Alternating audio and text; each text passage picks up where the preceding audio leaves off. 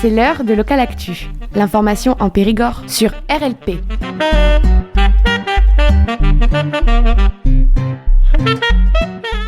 Chères auditrices et chers auditeurs de Radio Libre en Périgord, bonjour et bienvenue sur nos ondes. J'accueille aujourd'hui des membres de l'association Les Univers Singuliers qui est le GEM TSA de Périgueux avec Gaëtan, Kathleen, Snejka et Karine. Bonjour messieurs dames. Bonjour. Vous êtes venus aujourd'hui sur nos ondes afin de nous parler d'un événement, mais tout d'abord, qui êtes-vous et qu'est-ce qu'un GEM ? Alors, un GEM, c'est un groupe d'entraide mutuelle financé par l'Agence régionale de la santé, donc l'ARS, qui concerne les personnes, alors pour notre GEM, les personnes autistes, sachant qu'il y a aussi des GEM plus généralistes en santé mentale. Le GEM, en fait, regroupe des personnes concernées par l'autisme qui ensuite se constituent en association. C'est pour ça que nous sommes l'association Les Univers Singuliers. Et quel est l'objectif d'un GEM ? Alors l'objectif d'un GEM, c'est se retrouver, proposer des activités où on peut se rassembler. C'est aussi sortir un peu de l'isolement parce que rencontrer du monde, ça fait du bien. Puis aussi se retrouver sur des particularités qui nous rassemblent, quoi. En fait, on fonctionne sur le principe d'entraide, aussi de mise en valeur des compétences aussi de chaque personne qui vient au GEM. C'est-à-dire qu'on propose des activités au sein du GEM qui peuvent être animées par les animateurs. Donc nous sommes 2 animateurs au sein du GEM, donc mon collègue et moi-même. Et parfois, les adhérents proposent aussi des ateliers, des séances. Par exemple, on peut avoir des séances de tai chi par une adhérente qui est professeure de tai chi. On peut avoir des temps d'échange, même sur des thèmes philosophiques, avec une adhérente qui était aussi professeure de philosophie. Plein d'activités artistiques, musique. Ah oui, alors en parallèle en fait de notre soirée, de notre événement, on a un partenariat avec le collège d'Année-et-Beaulieu, le collège La Roche-Beaulieu, et nous créons des musiques avec les élèves de 6e. Vous composez ? Pour la 2e, oui, on compose, on écrit, en collaboration avec les 6e, le professeur de musique et la professeure de français de la classe des élèves allophones. Et on a fait un très beau projet l'année dernière et on espère que celui de cette année sera aussi chouette. Et concrètement, un GEM, c'est une maison, en fait, dans le quartier Saint-Georges à Périgueux. On a un salon pour recevoir, une cuisine pour manger ensemble, un bureau, un espace musique pour composer, créer et jouer, un espace création et aussi un espace pour le besoin de repos et de repli, quand on a besoin, chacune, de faire une pause. Quelle est la démarche pour se retrouver dans un GEM ? Alors, on peut prendre rendez-vous au téléphone. On est reçu par les animateurs dans un premier temps qui expliquent aux personnes reçues le fonctionnement d'un GEM, ce que c'est, comment ça se passe. Ensuite, si la personne est motivée et si le GEM semble correspondre aux attentes de cette personne, il y a un contrat d'adhésion de 2 mois où là, ça permet de prendre connaissance avec la personne, avec les autres personnes adhérentes du GEM sur des activités, des temps d'échange. Et si à la fin de ces 2 mois, ça semble convenir aux 2 parties, eh bien, il y a un contrat d'adhésion qui est signé pour 1 an. Est-ce qu'on peut y dormir ? Non. Non, c'est chacun chez soi et on se retrouve en journée. C'est ouvert du mardi au vendredi et un samedi sur 2, de 9h à 18h selon les horaires d'ouverture et les activités qui sont faites soit en interne, soit en extérieur. Du coup, je précise aussi que ce n'est pas une structure médico-sociale. Donc c'est aussi un point important, c'est vraiment un endroit pour favoriser le lien social et éventuellement aussi orienter, conseiller, mais on ne substitue pas à des professionnels de santé. Pour rebondir là-dessus, c'est la question qui est très relative, toute relative, la question de l'autonomie des personnes. C'est-à-dire que les personnes, quand elles viennent, elles peuvent être accompagnées d'un accompagnant, d'un éducateur, etc.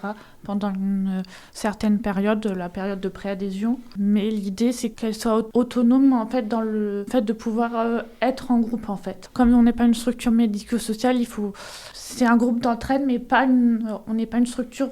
alors, j'aime pas trop ce terme-là, comme le médico-social qui est plus dans l'assistanat. Comme la personne, il faut qu'elle ait une certaine autonomie, pas quelqu'un qui accompagne. Alors le temps de la préadhésion pour faciliter le temps du rendez-vous quand elle vient la première fois au GEM, mais après elle peut être là au besoin pour la personne pour faciliter son intégration. Parce que pour certaines personnes, c'est plus facile quand il y a quelqu'un qui accompagne. Et après, pour faciliter l'intégration aussi, pour certaines personnes, on peut les rencontrer à l'extérieur ou alors recevoir que en petits groupes.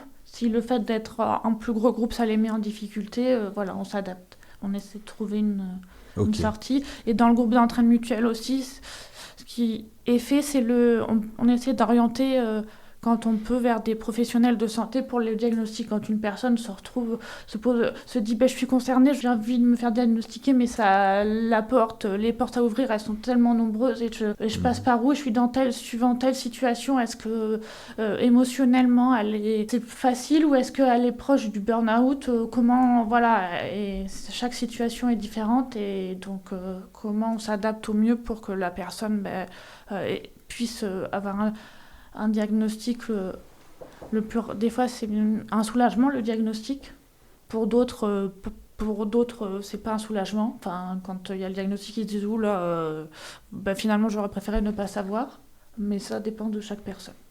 Gaëtan, vous voulez dire quelque chose? Oui, dans le GEM on a beaucoup de profils assez hétéroclites. Des personnes qui travaillent, d'autres qui travaillent pas. Pour rebondir avec Kathleen, moi quand je suis allé au GEM, j'avais pas encore mon diagnostic TSA, trouble du spectre de l'autisme. J'avais des suspicions donc très très fortes. Donc du coup, le GEM ça m'a aidé à justement prendre contact avec certains professionnels qui faisaient les diagnostics, parce que moi je pouvais pas attendre 2 ans pour un diag pour le CRA, Centre de ressources autistes. Moi j'ai pas vécu, c'est pour ça que c'est une expérience, quand j'ai appris que j'étais autiste, en fait moi c'était plus une délivrance, j'étais même assez content, j'étais bien, vraiment, j'ai pas eu cette phase de décompensation. Par contre, c'est vrai que ce qu'il faut savoir, c'est que quand on compense, on ressent pas forcément tout. Exemple concret, après mon diagnostic, j'ai jamais été autant plus sensible au niveau des bruits que quand j'avais pas le diag, en fait, parce que j'y prêtais pas attention et je le prenais toujours un peu sur moi. Le GEM, ça aide à pas se sentir dépaysé, parce qu'on voit qu'il y a des personnes qui sont concernées, ça peut rassurer sur certains points, mieux connaître aussi son handicap, voilà. Donc, Oui, je voulais en profiter pour faire une petite transition. Les adhérents ont écrit 2 MOOC. Donc MOOC, l'appellation MOOC, c'est pour désigner mi-livre, mi-magazine. D'accord. Donc avec un graphisme magnifique.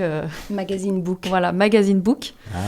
Et justement, c'est pour rebondir à ce que tu disais, Gaëtan, c'est que du coup, on a le premier MOOC qui parle, qui permet à des adhérents ou des personnes concernées par l'autisme de témoigner de ce qu'ils vivent, et aussi le deuxième qui est sorti et qui est aussi la raison de cette soirée que l'on organise, qui est le parcours du diagnostic d'autisme avec 12 personnes autistes qui témoignent. C'est un peu, la raison de cette soirée, c'est aussi de permettre aux personnes autistes de pouvoir s'exprimer et aussi échanger avec le public sur cette thématique des parcours uniques. Voilà. Neshka ? On a souhaité, pour la sortie de ce deuxième MOOC sur le parcours de diagnostic, faire une soirée en Dordogne, ouverte au grand public, puisque aujourd'hui, en Dordogne, il y a très peu de visibilité de l'autisme et des personnes autistes.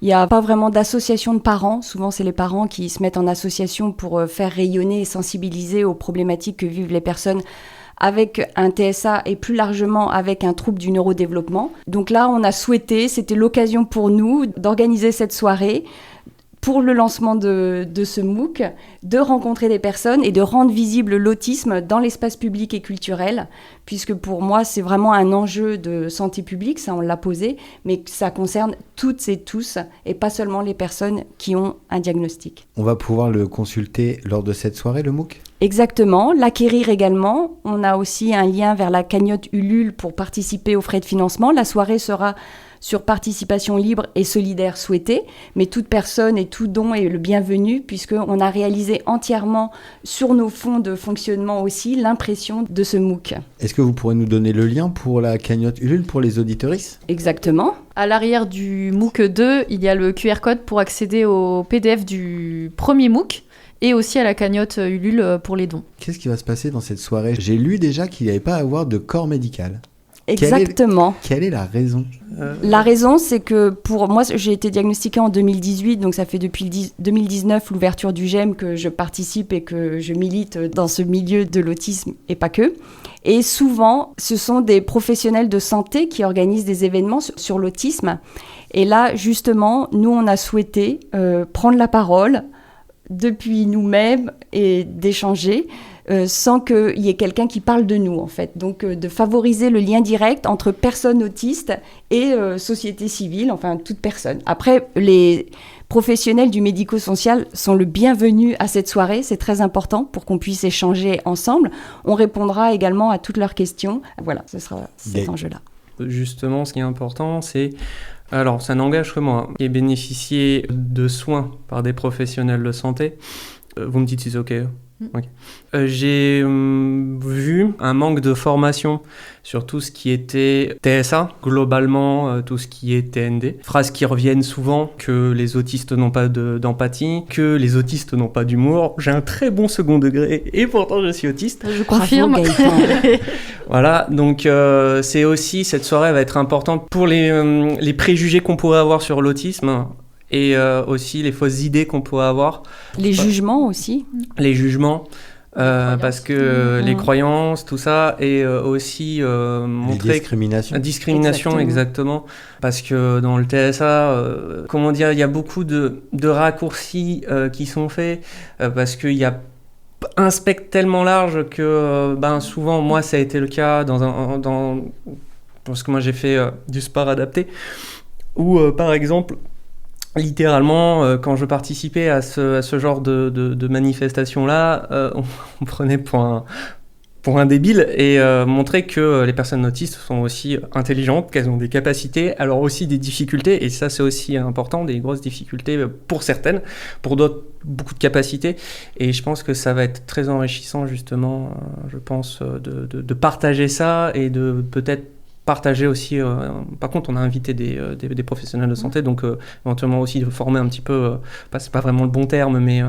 Oui, puis c'est un environnement, enfin c'est une soirée qui se veut bienveillante et accueillante, et le but c'est pas de créer des clans, c'est justement d'échanger, de pouvoir laisser les préjugés de côté, et d'ailleurs on aura une petite boîte à préjugés qu'on prévoit pour les personnes qui souhaitent laisser leurs préjugés. Et de répondre à toutes les questions. Il n'y aura pas de questions... pas de questions bêtes. Pas de questions bêtes, en fait. Le but, c'est d'informer, de sensibiliser et d'être dans l'ouverture. Okay. De se rencontrer et d'être visible. Oui. Vous voulez donc être inclusif ?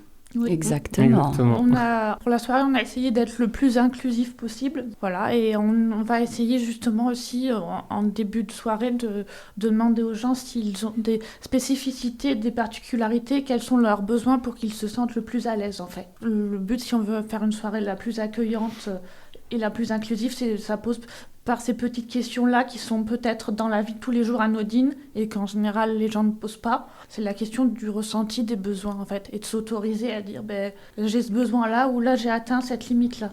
Par exemple pour les personnes autistes, la question des limites et des besoins, on en a, mais c'est la question des fois de les exprimer et comment les exprimer. Alors pas pour tout le monde, mais s'autoriser à le faire. Chacun a un curseur différent sur la tolérance et tout, carrément. Et je pense que même c'est pas une petite question, mais justement concernant l'autisme, je pense que c'est un sujet, c'est un vrai sujet et une vraie question. Neshka ? Oui, aujourd'hui, le handicap, c'est la première source de discrimination en France. Et c'est vrai que nous, on a la volonté de faire de cette soirée une soirée la plus inclusive possible, mais on a conscience qu'elle ne le sera pas à 100%. Par exemple, nous n'aurons pas de proposition de transcription pour les personnes sourdes ou malentendantes. Donc voilà, mais on fera au maximum et en tous les cas, on inclut ça dans notre intention de la rendre la plus inclusive possible. Bon, en tout cas, on peut parler du programme de la soirée. J'allais vous le demander. Donc du coup, la soirée démarre à 20h, donc le samedi 25 avril, à l'auditorium de Périgueux, donc juste à côté de la médiathèque de Périgueux. Pierre Fanlac. Et nous ouvrirons les portes à partir de 19h30 pour un temps d'accueil, où on pourra faire découvrir du coup le MOOC. Pour les personnes qui souhaitent faire des dons, il y aura aussi une boîte à préjugés.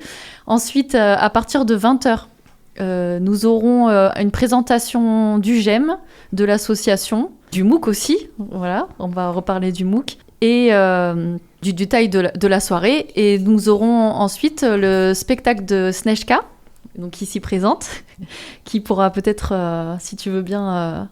nous détailler un petit peu plus ce moment. Et nous finirons par un temps d'échange, justement, et de réponse aux questions, qui se veut, c'est pareil, dans un environnement chaleureux, convivial, où nous pourrons répondre à toutes les questions du public. Voilà. Ok. Snežka, vous voulez nous expliquer un peu votre spectacle ? Alors le titre de Sans trop spoiler. Oui, alors c'est un spectacle que j'ai déjà partagé, dont le titre est « Femme française normale ». Il interroge la norme sur plusieurs aspects de ce que je peux expérimenter au quotidien. Le racisme ordinaire, du fait d'avoir un prénom et un nom à consonance étrangère en France. Le rapport à la norme, trouble du neurodéveloppement, puisque je suis une personne diagnostiquée TSA et je suis parent d'un enfant avec des troubles du neurodéveloppement qui est scolarisé. Aussi le genre, le sexisme et un rapport avec la bise et le consentement. Donc voilà, je pose tout ça. C'est un spectacle qui dure 1h20, qui est plutôt pour un public à partir de 12 ans, mais les enfants sont les bienvenus.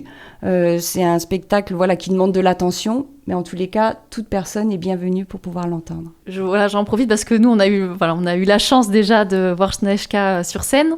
Donc c'est un moment qui est à la fois drôle et en même temps percutant, poignant et profond. Donc il y a plein d'aspects dans ce spectacle et c'est un vrai spectacle de qualité, donc vraiment, venez. Ok. Merci. Est-ce qu'on pourra manger ou boire quelque chose pendant cette représentation ? D'accord, ok. Du coup, il faut manger avant. Il faut manger juste avant. Et emmenez votre gourde. Oui. Emmenez avant, et c'est pour ça que quand on a fait la préparation, c'était la question des horaires. Ouais. En fait, le faire pas trop tôt pour que les gens puissent manger, mais pas trop tard, parce qu'après, quand on sort et vouloir manger, si les gens veulent manger en ville, comment on fait ? Donc, on a choisi cet horaire qui est un horaire du milieu. Donc, les gens peuvent manger avant, ça fait pas trop tôt, ça fait pas... voilà.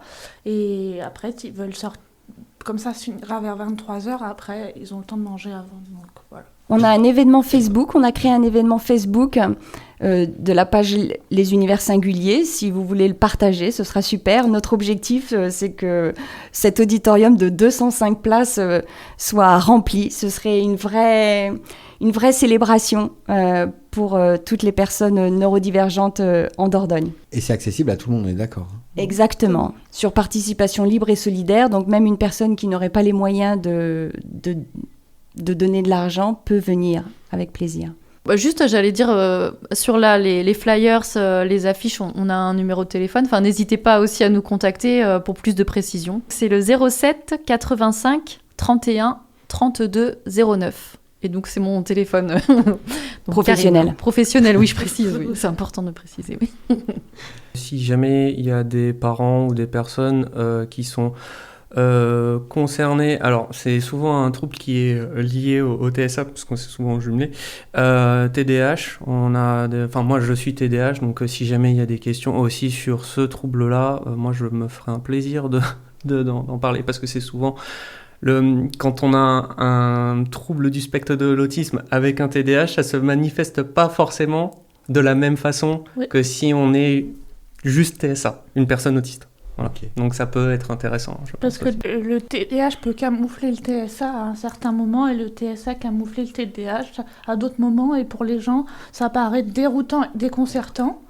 Et comme on dit, aujourd'hui, je suis en mode TSA, trouble du spectre de l'autisme. Aujourd'hui, je suis plutôt en mode TDAH, activé, trouble du déficit de l'attention avec hyperactivité. Voilà. Donc... J'aimerais préciser qu'on ne se positionne pas du tout en tant qu'expert du trouble de l'autisme ou de tout autre trouble du neurodéveloppement. Ouais. À cette soirée, on se présente comme personne, avant tout, et à pouvoir partager nos expériences, nos vécus et sensibiliser. C'est notre intention. Mais je pense que vous avez quand même une expertise de votre vie. Exactement. En tant que personne concernée. Voilà, juste pour dire que ça ne fait pas de nous des experts sur tout le spectre de l'autisme. C'est tellement varié. Voilà, merci. Alors, moi, je sais que... Alors, peut-être pas cette année, mais peut-être l'année prochaine, moi, je vais peut-être me faire une formation sur patient expert, justement, sur le TSA. Parce que je vois qu'il y a besoin et que ça peut vraiment être une bonne expérience pour ceux qui écoutent et qui sont concernés par le TSA.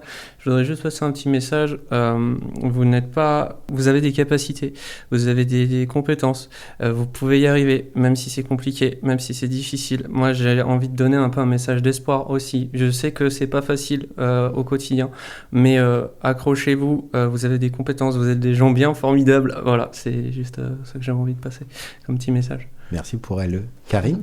Bon, ça aurait été mieux que ce que tu dis, Gaëtan, soit le message final, mais du coup, je pense à une info quand même importante.